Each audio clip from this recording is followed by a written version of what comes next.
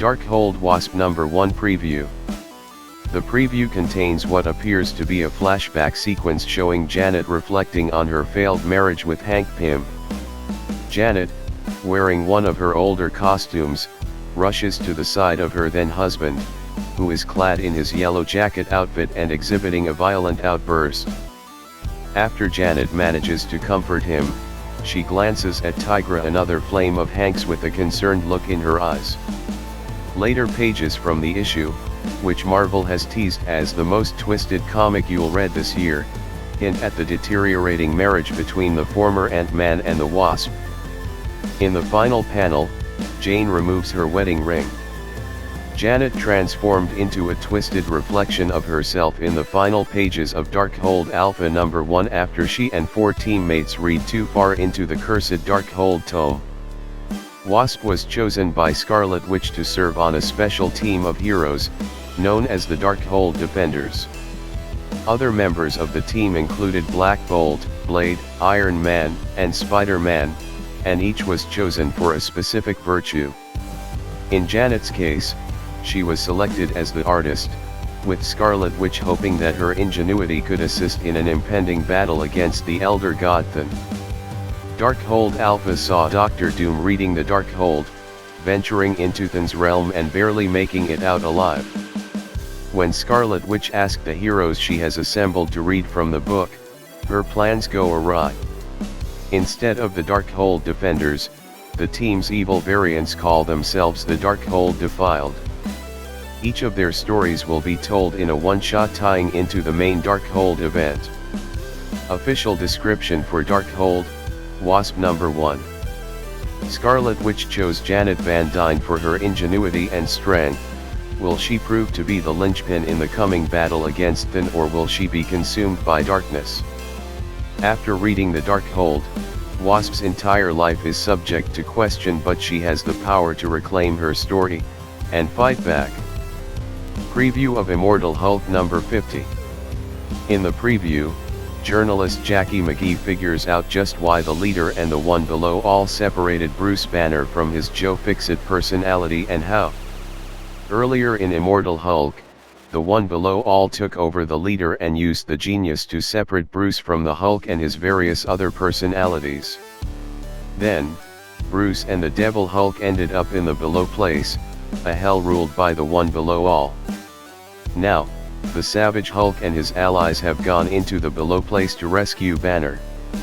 As for just how and why, McGee asks her Hulk if the leader knew what he was doing right from the beginning, saying, "All of you, the Bruce Banner system, you'd need a Hulk without any gamma in him. Joe Fixit, in Banner's body waiting to be filled up with something else. The opposite of gamma. The Cosmic Ray Hulk, right when the system needed him." While not necessarily confirmed by the leader himself, this reasoning makes a lot of sense in the context of the book. The preview then concludes with Hulk preparing to face off against his enemies and retrieve his oldest ally. Official description for Immortal Hulk number 50. Down in the below place, the Hulk searches among the ghosts of the past for the answers to all his questions. The one below all, the Green Door, Samuel Stearns, Jackie McGee, and Bruce Banner. It's all been leading here. This is the last issue of the Immortal Hulk. In the current arc of Iron Man, Tony and his compatriots set out to stop Korvac from powering himself up using Galactus' world ship, Tau 2. However, Tony became separated from the rest of the group. Luckily, with some help from the Living Tribunal, Tony and his new ally Arvo X were able to beat the rest of the group to Tau 2. A battle soon broke out between Tony and Korvac and things didn't go well.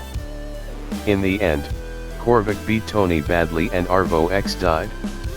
Then, the rest of Tony's team arrived. When Iron Man number 13 picks up the story, Korvac takes his group through a portal. As Hellcat, War Machine, Misty Knight, and Tony's other team members regroup and prepare to go after them. Before they head out, Frogman notes that they may need a team name, just in case anyone dies. In response, Tony declares them the Space Friends.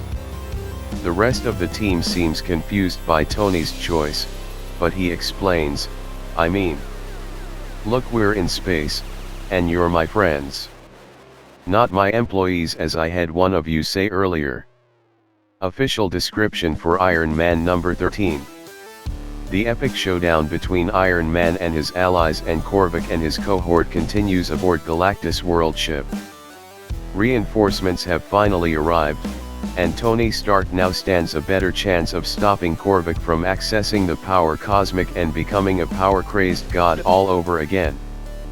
Can Tony and War Machine, Hellcat, Scarlet Spider, Frogman, Gargoyle, Misty Knight and Halcyon end this fight once and for all? Or are things about to get a whole lot worse? And if they do, will Tony be forced to make a choice that alters the course of his very human existence forever? Official description for Catwoman, Lonely City number 1. 10 years ago, the massacre known as Fool's Night claimed the lives of Batman, the Joker, Nightwing, and Commissioner Gordon, and sent Selina Kyle, the Catwoman, to prison.